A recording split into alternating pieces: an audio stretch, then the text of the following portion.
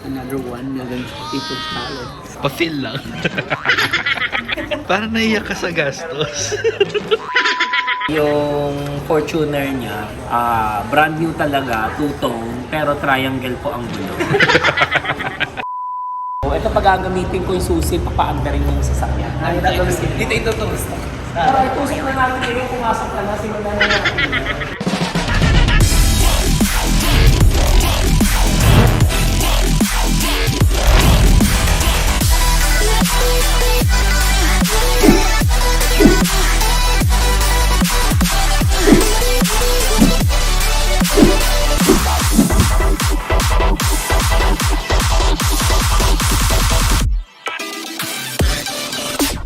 Hello mga ka-freshness! Welcome back to my YouTube channel at kasama natin for today's video ang aking BFF, si Frank Kendall Fabroa. Naku, magbablog na siya ng 2023. Abangan nyo yan, mga ka-Barbie, mga ka-munyika.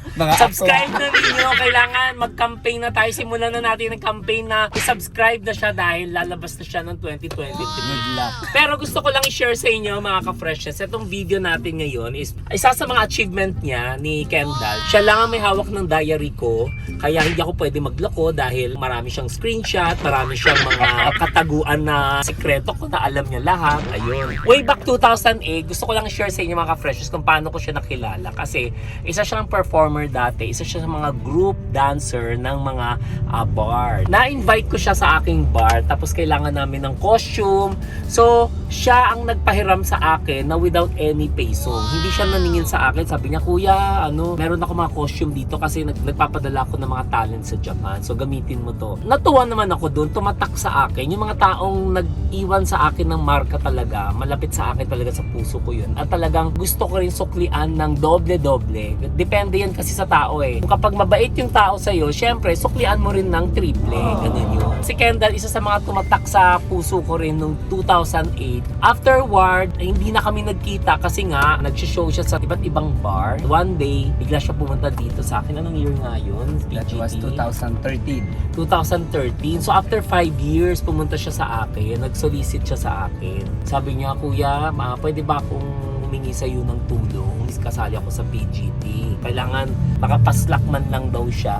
Masipag siya at saka binigyan ko lang siya ng 5,000. Sabi ko, sige. Kasi hindi ko rin alam kung baka binubudol din ako nito, diba? Tapos nung nakita ko talaga na hindi totoo yun, totoo talaga. At least naging totoo ako. Kasi nga, ang dami nang bubudol sa'yo that time. Hindi, sinashare ko lang din. Papasok ka sa vlog industry, magiging open book ka na. Okay. Kailangan alam na ng lahat kung ano ka, kung sino ka. Wala ka nang dapat itatago. Lahat, ibubuklat nila yan. Ganun talaga yan. Good So luck. ako naman din, inisip ko nung time na yun, baka eme-eme. Tapos nung nakita ko sa YouTube, ay oo nga, kasali nga siya talaga. Kasi si Ka-Freshers never naman nakakapagnood ng TV. Kasi ni on-off nga, hirap nga, hindi ko nga alam kung paano ang on-off nga eh.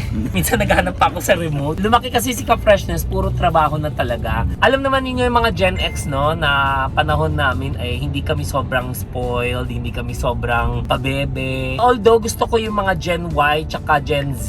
Gen Y is millennials. Yung mga millennials kasi marami rin ako natutunan sa kanila kasi sa millennials, iba na yung mga approach nila. Kasi mga Gen X namin, mga mala pop music pa kami eh. Mga mala 80s talaga ang mga movement. Kaya kailangan mag-work kami. Eh lalo na yung mga boomer, lalo mas early na genre namin, mas mahirap kaya yun. Kasi sila yung mga karamihan hindi nakatapos sa pag-aaral, pero maitapos lang sa amin. Pero mga Gen X, marami rin kami Gen X na hindi nakapagtapos, pero madiskarte sa buhay. Kaya Gen Y tsaka Gen Z, sobra akong saludo sa inyo kasi pagdating sa mga technology, napakahusay nyo, napakagaling nyo. Huwag nyo sayangin mga opportunity pag binigay sa inyo lahat ng mga magulang nyo. Pinag-aral kayo, huwag nyo akong gayahin na tumatakas ako sa school, nagka-cutting classes. Balik tayo sa 2013, si Kendall, nung nag-solicit siya sa akin about sa PGT, nagbigay ako ng 5K. Tapos pumasok siya ng semi, binalikan niya ako ulit. Pasok na ako ng semi, pang ano na ako. Hindi ko alam kung weekly or monthly or quarterly, parang ganun. Oo. Basta may ganyan, di ko alam. Basta naglumapit siya ulit. Hinaharang ako ni Mami Jen. Ba't yung tumutulong ka dyan? Hindi naman sa bar natin yan nag-show. Si Jen talaga, dapat ilaglag natin dito sa content natin. Ay sabi ko, hindi, okay lang yan. Kasi alam mo, hindi man naging madamot sa akin si Kendall. Tumatak sa akin yan noong 2008. Ikaw bahala, te, sabi niya. So sinuport ko siya hanggang nakapasok na siya ng semi na, magka-grand finals na. Ako na yung nagkusa nagtawag sa kanya, ano ba yung mga mechanics ba ng contest mo para ilaban natin yan? So, nung binento niya sa akin ng mechanics by voting, so since marami kaming angels, marami kaming alaga, at syempre before meron akong internet shop, pangalan nun is Station 990. So, doon ko pinatambay yung mga buong grupo ni Team Frank Kendall. Ayan, isang napakalaking grupo din ni Kendall sa Tondo. Kaya sabi ko mag-vlog ka na nga kasi. Bakbakan sila. Siyempre shoutout natin si Yuan dahil si Yuan ang isa sa mga facilitator noon. Isa sa mga tumulong sa PGT ni Kendall. Doon nag-start ang friendship namin. So, since 2008 hanggang ngayon, so lahat ng mga bituka ko alam na rin niya. Siya rin, lahat ng bituka niya alam ko rin kung ano yung nasa loob. Kaya maglabasan kami ng screenshot. Charot. Ayun, joke lang yon. Ngayon, dapat sasabihin mo, hello mga, sabihin mga try mga, hello mga ka-fresh ne. Hello mga ka-fresh ne. Oo, kasi bakit? Hindi magkakaroon ng ka-freshness na dalawang SS screenshot. Walang SS, kaya ka-fresh ne ka lang. Fresh ne. Oo, kapag may dalawang S, may screenshot ka, yung ka-freshness. Ganon. So since noon, meron kaming mga malalalim na kwento, na storya, na meron kaming pinagdaan. Dumaan ako sa butas ng karayom. Isa siya sa mga tumulong sa akin. Rinigaluhan ko siya way back 2018 ng isang condo. Tapos meron siyang bahay na Toyota Rush. Tama ba? Ano ba bahay na Toyota na? Di ba? Di ba? Condo, tsaka Toyota Rush. Car na Toyota Rush. Isang bahay na Toyota. Ulitin ko. So since nag-build yung friendship namin, sa Cavite kasi siya umuwi noong that time. So sabi ko, dito ka na, wag ka na mag-show sa mga bar, sumama ka na lang sa grupo ko dahil dito sa grupo ko, mas malayo pa ma-extend niya. Marami pa siyang ma-explore, mas marami pa siyang mailalabas na talento. Wag siyang nakakulong doon sa pagpa-perform sa stage. Lumabas siya doon sa comfort zone niya. So naging ano siya, full grown, naging beautiful lady. Nerd! Lady Gaga. Ginuro mo muna ako at pinasok mo Ayun. sa company. Nag-manage siya ng the 1690 Entertainment Bar. So, ang layo na na-achieve niya, di ba? Tapos, yun, nung 2018, dinigaluhan ko siya ng isang condo unit sa Amariles para magkakapit bahay kami. Siyempre, kailangan niya ng karu, so binigyan ko siya ng isang Toyota Rush. Kaya lang ngayon, yung Toyota Rush naman niya, ginagamit naman ni Mare kasi paghatid sundo sa school, sa bata. So siya naglalakad para pumasok. So ngayon sabi na sa akin, kuya, okay lang ba na lahat ng mga kinikita ko ay paipon ko sa iyo? Kaya ipon challenge itong kwento na to. Inipon ko every month ang lahat ng pera ng kinita niya. So nandito, ayun, naging lakos na. So siya yan nga, tignan mo ipon challenge niya. Opa.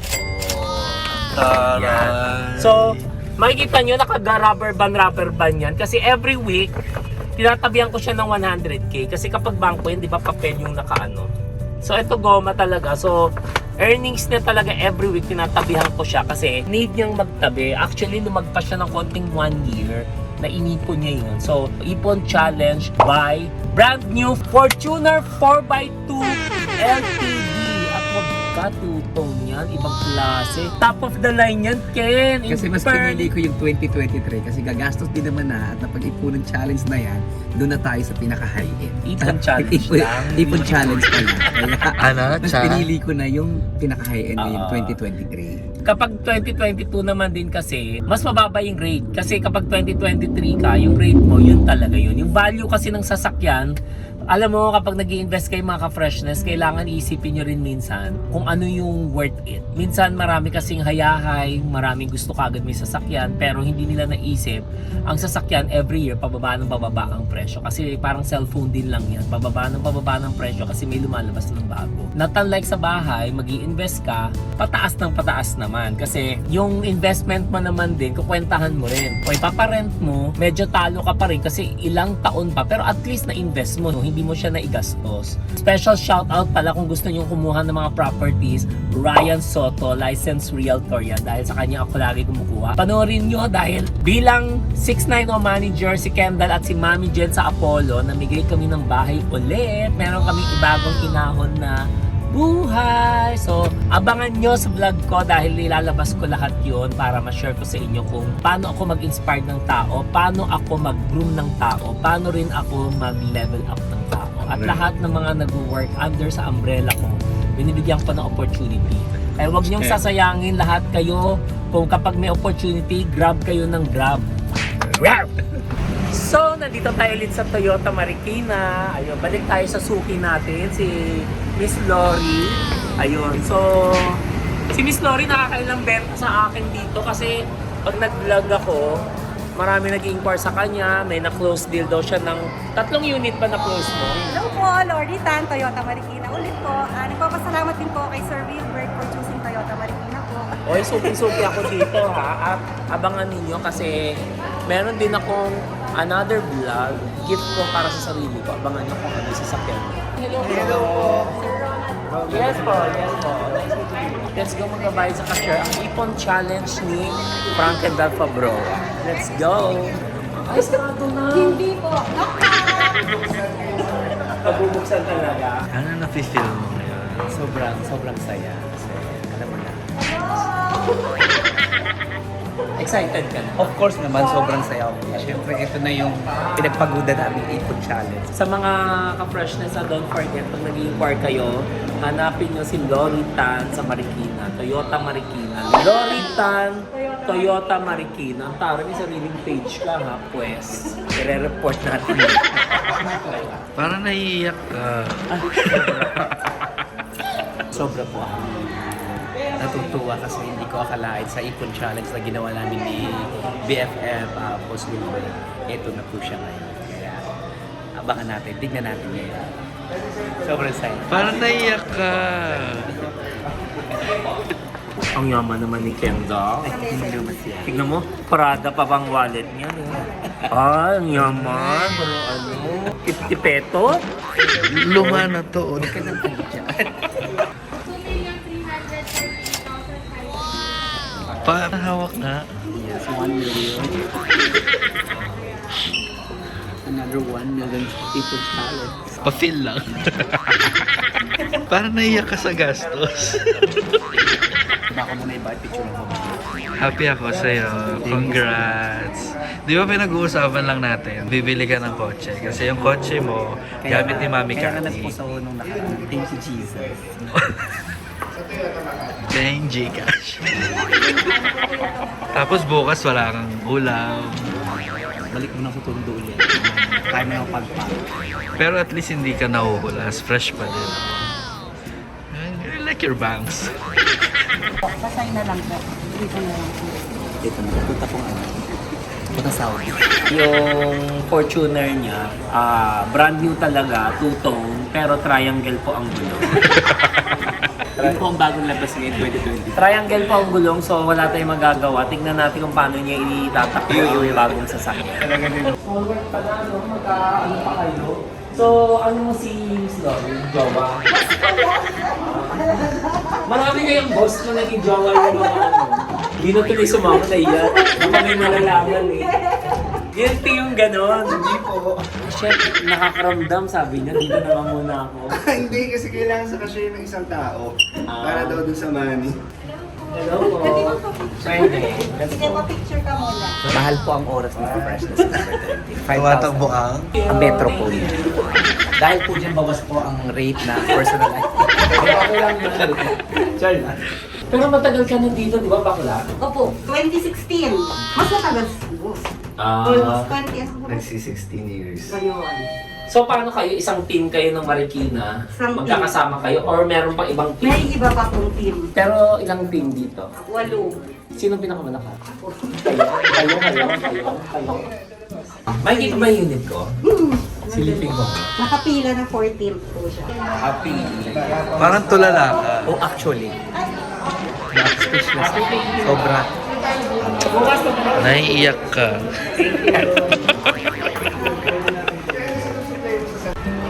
Kuya, thank you. Alam mo, achievement ko rin. Ano ka ba? Kaya syempre Siya yung naghahandle ng isang kwarto. Sa QC lang naman. QC, Sige oh. nga sir, pag ano, makadalaw. Oo, dalang ka. Sige Baka po. magbago buhay mo. Sige. Entertainment world po siya. Mga show, mga drag queens. Mga drag queens gumagawa ng production show. Parang yung ting papayo ka pala. Dapat pala humingi rin pala ako ng papayo. Para dire-diretso yan. Oras na tulog ko ngayon. So ito na nga, pupunta na tayo sa unit ni Kendall. Sisunod na kami yung ano ko, unit ko. Sayang. Ha? Charot. Ay, bukas yun po. It's a prank!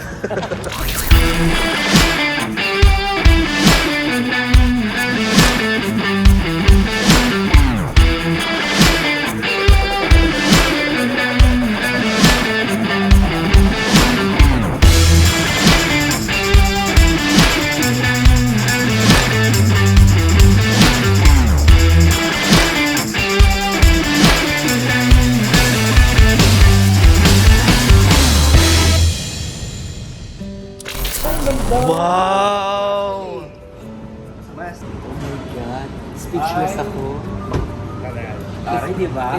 Yung ipon challenge na yan, nakita mo, bilis natin nag-ipon. Oh. Kahit more than a year pa inipon yung pera na savings niya, o at least, di ba? Nakita Hala, niyo kung ano. naiyak siya. It's a prank! Charot! Uy, bigyan mo naman siya ng malaking susi. Para ma-feel naman niya sa baba. O, sige. Sabihin mo na rin malaking payong. Meron po. Ano may payong? Pag-uulan. Tapayong mo ito kasi bago. Hindi na kailangan, mataan na ng bangs mo yan. Yung wala. Kaya lang, wag lang every Monday. Huwag lang Monday. Bakit pwede naman ako? Monday pay out. Monday wala naman ako, may trabaho ako. Diba? Huwag lang Sunday, Monday kasi pag Sunday, alam ko na eh. What? Iba, ibang klase. Paano? Paplos na yun, Paplos na yun yung mga maraming. Sige po yung diamond. Ito po si diamond. Hindi. So ito, mas mayaman to. Mami Chen. Hala, naiiyak ka talaga. Ang ganda! Sobrang hindi ko po akalain na sa pag-iipon challenge po namin ni Boss Wilfred. Ito na po pala yung malalabas na talaga ng hard work talaga sa trabaho. Walang imposible po talaga. Kaya sobrang thank you po Boss Wilfred Tolentino, BFF. Kundi dahil sa tayo mo, sa tulong mo, hindi matutupad ang mga pangarap kong ganito. Naiyak ako. Ready? Ready? 1, 2, 3. 1, 2, 3.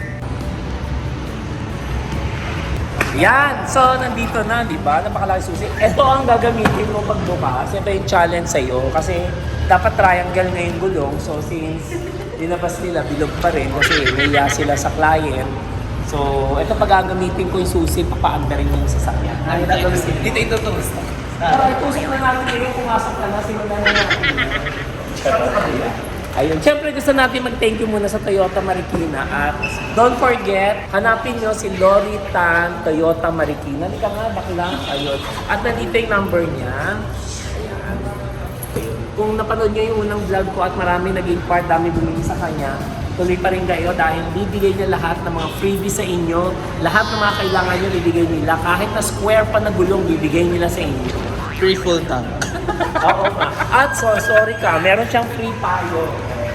May pa-free payong pa siya. Tingnan nyo lahat binibigay niya yun. Tapos yung payong niya, may keychain pa. Nagbigay pa siya ng ribbon. Ayan. Actually, uuwi na niya yan. Uwi niya yung ribbon para ikabit mo naman sa iba yan. Ikaw na mag-pick niya, pati yung susi uwi na yan. Kaya naman. Siyempre ikaw magdadrive, di ba? Gusto mo ba kami maging pasahero mo? Ano gawin mo? Sundan na lang muna kami. Ano meron dito? Automatic.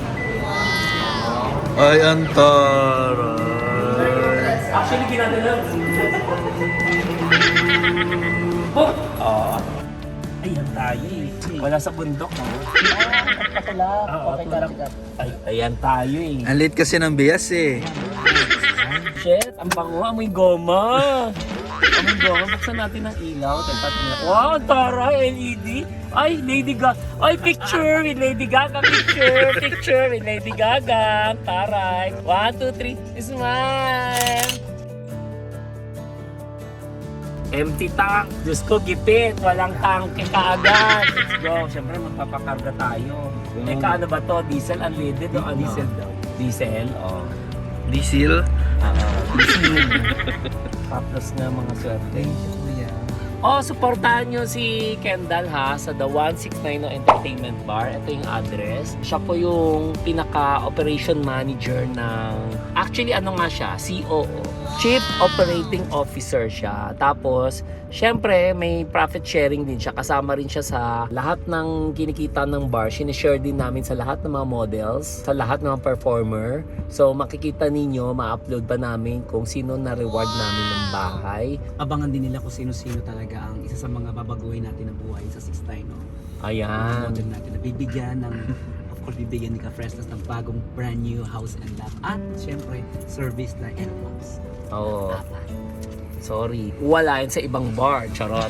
Wala kaming tinitreat na any competitor sa lahat ng entertainment industry. Para sa amin is makatulong lang kami ng maraming tao, okay na para sa amin. And sapat na rin sa kanya tulad ni Ken, para sa kanya itong 1 year mahigit na ipon challenge niya ay pinaipon niya sa akin yung savings niya at eto na, fruit of labor ang tawag nito. So yung lahat ng pinaghirapan niya, pawis niya, dito niya ano. So ginagawa niyang motivation niya ito. Alam niya kung saan napunta yung naipundar niya. Siyempre, yun ay natutunan namin din sa'yo.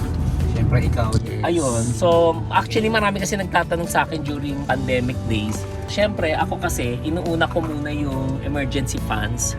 So, nandyan ako para suportahan at iba't ibang community dahil yung emergency funds na tinatabi ko, very, very, very rare na tulad sa akin na magaling ako magtabi ng pera dahil iniisip ko muna yung nasa umbrella ko kung sakaling may emergency. So, importante may emergency funds tayo. So, dapat magtabi tayo ng pera para sa mga mahal natin sa buhay at sa ating sirkulasyon. So, tumutunog na yung sasakyan, ibig sabihin wala pong gas. Naghihirap po ang aking CEO. Seatbelt po ba? Wait lang, sige, tingnan ko ha. At the same time, walang gas, kaya kailangan mo magpag-gas. Teka ha, pag tumunog pa rin siya ha. Ay, Sat build. nagagalit yung seatbelt niya. Gigil. Alam mo, sarap pala pakiramdam, no? Kasi ako yung unang passenger. Tsaka syempre si Chef Zik. Oh, don't forget, i-subscribe nyo yung channel niya walang kakwenta-kwenta na magtuturo daw na magluto hanggang ngayon. Diyos ko, wala naman na i-share. Ang sarap na amoy leather, tapos magiging amoy siyang... Mami Cathy. Tinted to. So, dito na tayo nagtatapos ng aming vlog. Kung nagustuhan niyo itong video na ito, bigyan niyo ako isang bagsak ng like, share, and subscribe. And click the notification bell para updated kayo sa YouTube channel ko. At syempre, don't forget, i-subscribe natin si Franklin Fabroa. Yan. Herling Hipon, Madam Inuts, and of course, ang YouTube channel ko. Bye-bye!